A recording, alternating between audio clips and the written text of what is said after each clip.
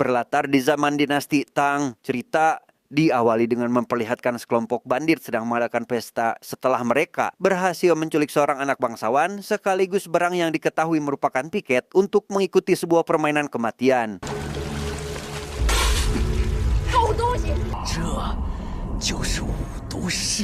Meskipun permainan tersebut berhadiah 1000 batang emas, faktanya permainan itu memiliki resiko tinggi apabila diikuti karena dari beberapa rumor beredar, hanya pernah ada satu orang yang berhasil memenangkan permainan itu.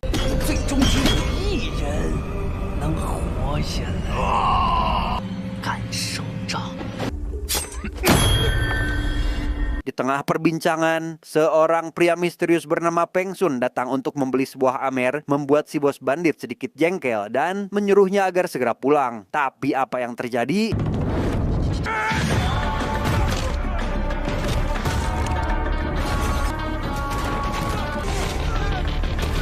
Entah siapa sosok Peng Sun sebenarnya, ia bisa dengan mudah mengalahkan mereka sekaligus mengambil tiket tersebut, membuat si pria buta yang mengenali Peng Sun lekas bertanya terkait para bandit yang masih diberi kesempatan hidup. Namun dengan singkat pertanyaan itu dijawab, ia sudah berjanji jika dirinya tidak akan pernah membunuh lagi.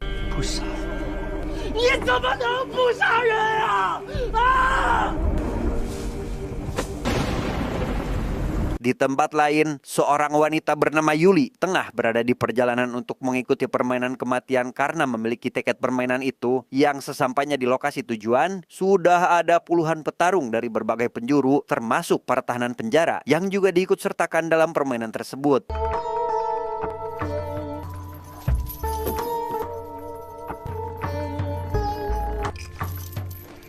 Melihat salah satu tahanan wanita akan dilecehkan, Yuli segera menghentikan orang itu. Namun fokus semua orang seketika teralihkan kepada seorang biksu yang sedang berkelahi dengan pria bernama Samsul, di mana pertarungan itu langsung dihentikan oleh seorang bangsawan bernama Ninghe yang merupakan ahli pedang paling terkenal di wilayahnya. Huashan, Ninghe. Amitabha, 久仰久仰，一定要留神。 Setelah rantai besi seorang tahanan berbadan besar dilepas, ia yang emosi melihat teman wanitanya dilecehkan pun lantas memberikan perhitungan sehingga membuat tawanan wanita itu leluasa untuk menghadapi para penjaga.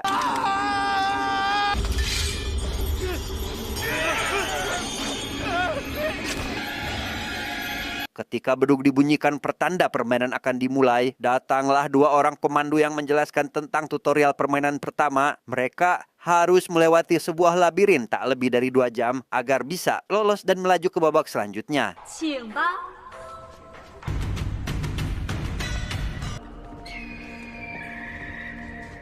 Di dalam beberapa ruangan, terdapat banyak emas yang tentu saja menyimpan berbagai macam jebakan. Namun hal itu berhasil disadari oleh Ninghe. Begitu juga si biksu, sehingga mereka memilih untuk tidak mengambilnya.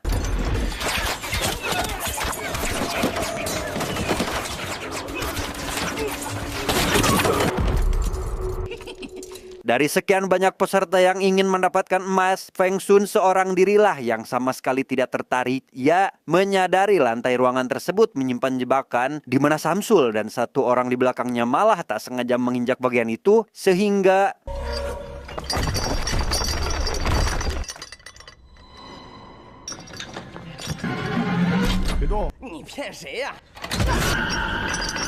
sempat akan dibiarkan begitu saja. Samsul yang tidak dapat berbuat banyak lantas meminta bantuan, membuat Peng Sun yang merasa kasihan langsung mengambil emas milik Yuli untuk mengganjal pijakan Samsul, berharap jebakan itu berhasil diatasi.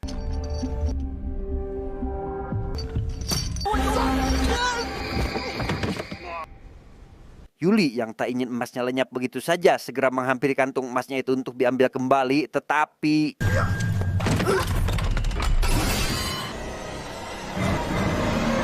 di ruangan lain, seorang jenderal bernama Li emosi akibat permainan nampak biasa saja. Namun salah satu bangsawan bernama Master Mo menjelaskan bahwa inti dari tahapan ini melambangkan keserakahan. Sehingga apabila seorang peserta tidak mampu mengontrol diri, maka tamatlah sudah riwayatnya.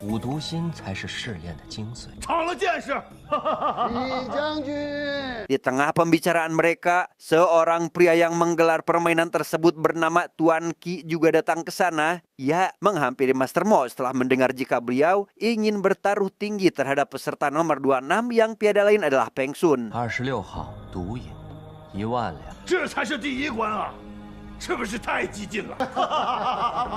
Karena penasaran akan sosok Peng Sun ini, Tuan Qi lantas menanyakan hal itu kepada si pemandu acara. Ia mendapat informasi terkait Peng Sun yang merupakan seorang pendekar pedang terhebat yang terkenal 50 tahun yang lalu. Namun hal itu jelas mustahil karena saat ini ia masih terlihat muda tanpa membawa senjata apapun di tangannya. 穆王可是对他下了重注，此事绝对不能儿戏，立即查出他的真正来历。明白。 Kembali pada permainan, seluruh peserta yang berhasil lolos kini dipersilahkan menaiki sebuah kapal untuk pergi menuju ke lokasi permainan selanjutnya. 这一关，这真没意思。 Di ruangan lain, seorang menteri yang menyaksikan permainan mengatakan bahwa inti dari tahapan ini adalah mengetes amarah sekaligus kesabaran mereka, di mana emas yang seharusnya dibuang untuk mengurangi bobot malah terus saja dipertahankan yang membuat mereka kesulitan. 秦大人是第一次看五都试炼吧？在面城大人， Singkat cerita, Yuli yang rupanya masih menyimpan emas dari labirin tadi malah diketahui oleh dua orang bandit, membuat posisinya berada dalam bahaya sehingga Peng Sun yang menyadari hal itu segera menyuruh Yuli agar lebih baik menuruti keinginan mereka, tetapi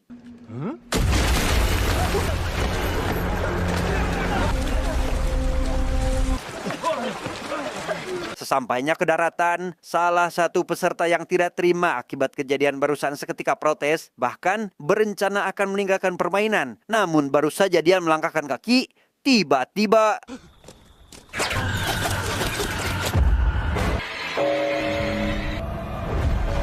akibat kejadian itu, si pemandu kembali menjelaskan aturan penting yang tidak diperbolehkan meninggalkan permainan sebelum permainan itu dinyatakan selesai, karena jika mereka melanggar, maka nasib mereka akan sama seperti orang barusan.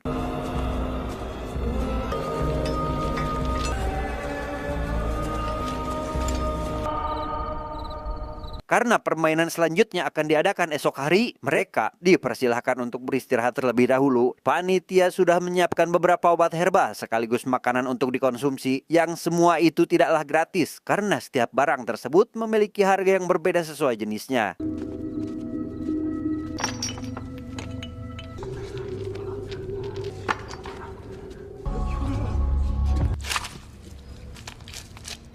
Melihat Peng Sun dan Samsul tidak memiliki emas untuk membeli apapun, Yuli yang merasa kasihan sekaligus memiliki hutang budi membagikan makanan miliknya. Namun Peng Sun kembali membagi dua makanan itu untuk diberikan kepada Samsul dan setengahnya lagi dikembalikan kepada Yuli.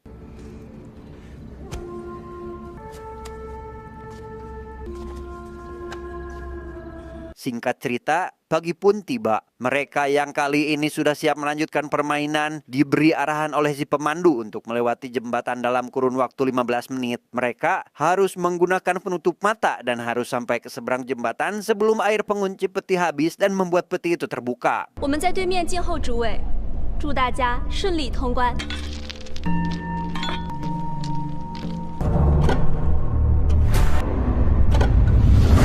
Tanpa membuang waktu, Ning He menjadi orang pertama yang berhasil lulus di babak itu. Ia menolak membuka penutup mata lebih awal karena ternyata memiliki niat terselubung, sehingga inilah yang terjadi.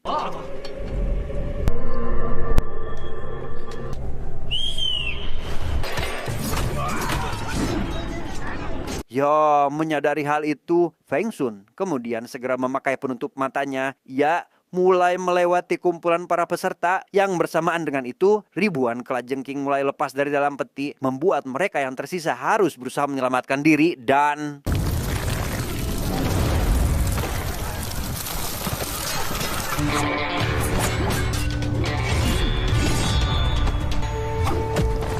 Malam harinya, Samsul yang mendapati luka sayatan kini dibantu Yuli yang bersedia menjahit lukanya. Samsul bercerita terkait alasannya mengikuti permainan ini. Ia hanya ingin mendapatkan emas sebagai mas kawin untuk meminang wanita pujaannya.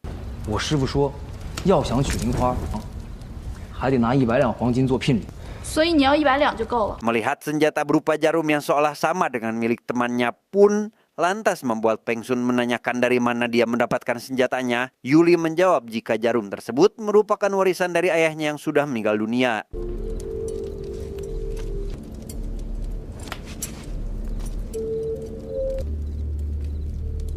Di ruangan lain, si pemandu kembali mendatangi Tuan Qi untuk memberitahukan masalah terkait sosok Peng Sun yang sampai saat ini belum terpecahkan. Ditambah lagi ada informasi terbaru dari para pengembara yang menyatakan jika sosok Peng Sun yang sebenarnya saat ini berada di tempat yang berbeda. Lantas, siapakah sosok Peng Sun kedungan ini? 赶紧查，相关的时间。 此人的来意似乎不是为了上。 Singkat cerita, para peserta kini dibawa ke sebuah ruangan yang akan menjadi lokasi permainan selanjutnya. Mereka harus mencari jalan keluar sambil membawa sebuah lilin sebagai pertanda waktu yang mereka miliki. Dan jika lilin para peserta mati, maka gerbang jalan keluar satu-satunya akan tertutup yang membuat mereka akan terjebak di sana dan mati secara perlahan karena racun.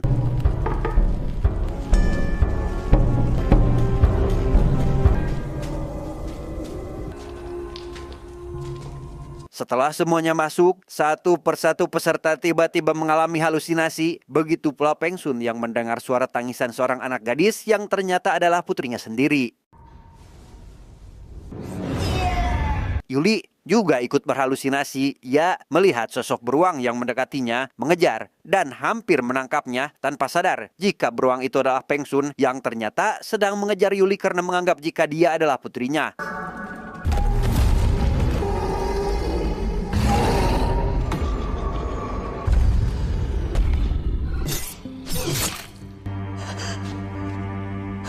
Setelah menyadari jika itu hanyalah sebuah halusinasi dari lilin, mereka berdua segera menyebut Samsul yang saat ini masih terperdaya.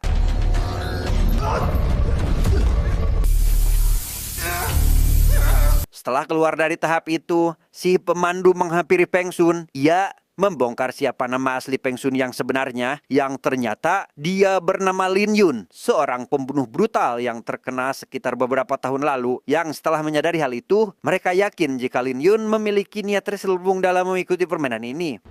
隐姓埋名参加我们这五毒试炼，要不要来我们房间？也可以和我们直说。 Meskipun identitasnya terbongkar, Lin Yun tidak memberikan penjelasan lebih lanjut. Ia memilih pergi membawa Samsul untuk segera diobati, di mana Yuli yang juga mengikuti Lin Yun dari belakang pun diberi peringatan oleh si pemandu agar segera menjauhinya. 姐姐我是过来人，奉劝你一句，多几分小心不是坏事。 Tanpa sedikit pun memperdulikan saran tersebut, Yuli tetap menghampiri Lin Yun untuk membersihkan lukanya. Membuat Lin Yun seketika bercerita bahwa beberapa tahun lalu saat masih muda dan brutal, dirinya pernah terluka dan ditolong oleh seorang wanita bernama Cici, di mana hubungan mereka sangatlah dekat hingga pada akhirnya mereka berdua memutuskan untuk berumah tangga. Ketika Cici mengandung, ia meminta Lin Yun untuk segera berhenti dari kebiasaan lamanya. Lin Yun berjanji tidak akan pernah menggunakan pedangnya lagi, di mana keputusan itu sangat bijak diambil olehnya karena percaya tidak percaya, setelah bertaubat dan anak pertamanya lahir, hubungan keluarga mereka sangat harmonis dan jauh lebih bahagia.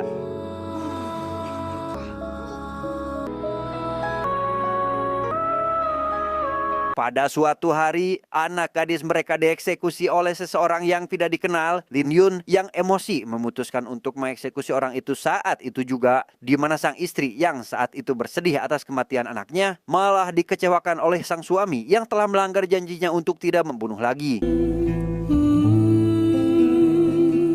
Sang istri memutuskan untuk pergi dari rumah. Ia akan berkelana sambil menyelamatkan nyawa orang-orang tidak berdosa. Hal itu ia lakukan semata-mata untuk menebus dosa suaminya. 后续势必也会被他们针对。 Lin Yun mengaku jika dirinya sama sekali tidak menginginkan hadiah permainan ini karena kedatangannya ke sana adalah sebatas demi membalaskan kematian istrinya, sehingga Yuli yang mengetahui hal itu memutuskan untuk membantu. Begitu pula dengan Samsul yang baru saja kuniang dari pingsannya.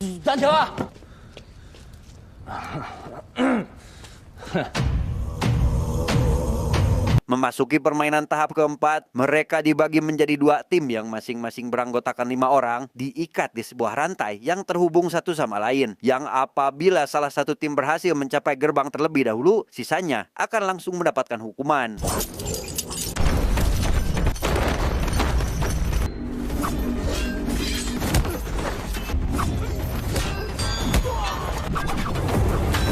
Tak berhenti di situ saja, sebuah labu berisi puluhan kelabang beracun mulai dilepaskan. Para peserta akan langsung mati meski hanya mendapat 1 gigitan saja.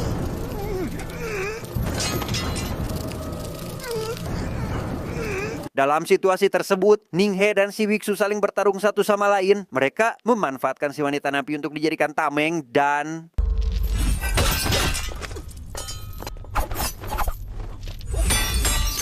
Ketika hampir kalah itulah, si biksu menggunakan jurus memohon dan mengemis. Ia langsung melancarkan serangannya kepada Lin Yun ketika dirinya sudah mendapatkan kesempatan.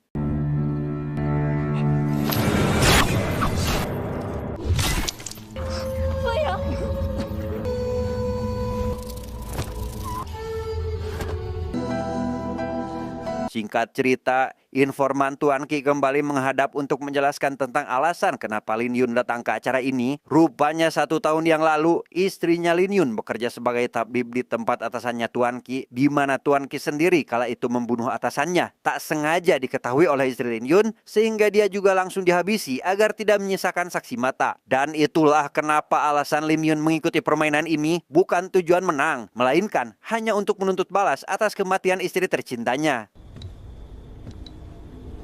这只能让他死在第五。 Di ruangan lain, Yuli sangat kesal karena menganggap jika Lin Yun lah alasan atau penyebab Samsul harus meninggal. Hal ini mungkin tidak akan terjadi apabila si biksu dihabisi terlebih dahulu. Namun Lin Yun kembali menegaskan bahwa dirinya sudah berjanji tidak akan menghabisi nyawa orang lagi.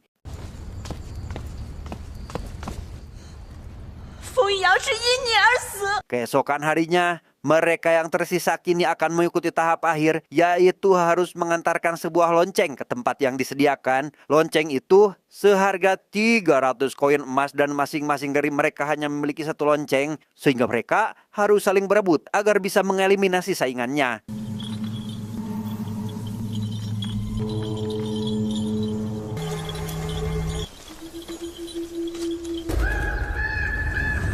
Di tengah hutan berkabut, Lin Yun terus dipantai oleh Ninghe yang ingin mendapatkan lonceng miliknya dan...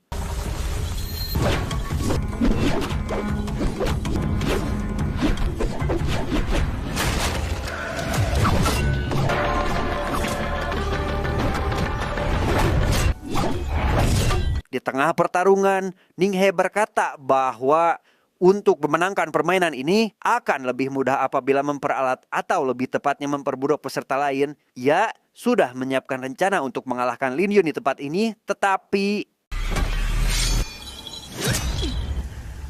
bukan hanya berkhianat kepada Ninghe, Yuli juga menghabisi Lin Yun karena masih sakit hati akibat kejadian semalam, yang pada akhirnya hanya dialah peserta yang berhasil memenangkan permainannya.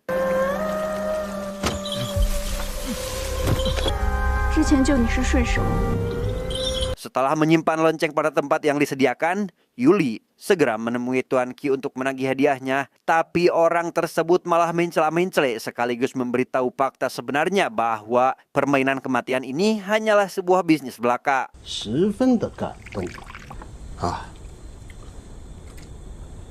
Kesal karena sudah ditipu, Yuli berencana ingin menghabisinya. Ia dihadang oleh 2 wanita yang sebelumnya adalah pemandu, di mana mereka rupanya memiliki kemampuan bela diri cukup tinggi dan... Dalam keadaan terdesak itulah, Lin Yun yang rupanya masih hidup seketika datang menolong, membuat 2 wanita itu ketar-ketir. Sampai akhirnya...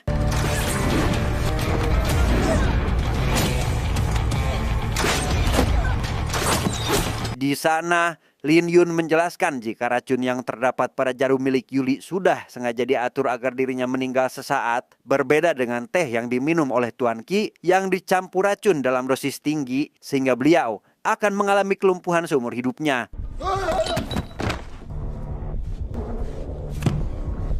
sempat memberikan alasan dan berjanji tidak akan menindas orang lagi, Lin Yun sama sekali tidak mempercayai hal itu. Ia meninggalkan Tuan Qi begitu saja dalam kondisi lemah dengan api yang sebentar lagi akan melahap ruangannya.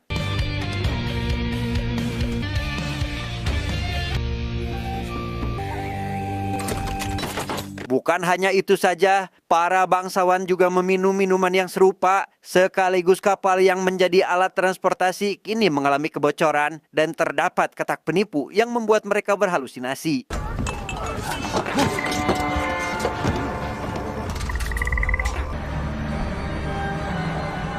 Setelah semuanya berakhir, Yuli yang sebelumnya kecewa karena tidak mendapatkan apapun dari permainan kembali dibuat tersenyum setelah mendapat sekantung emas dari Lin Yun. Mereka berencana mendatangi berbagai wilayah untuk membasmi semua hama, termasuk pemerintahan yang korup yang membuat masyarakat kecil menderita. Tamat ending yang sangat membagongkan.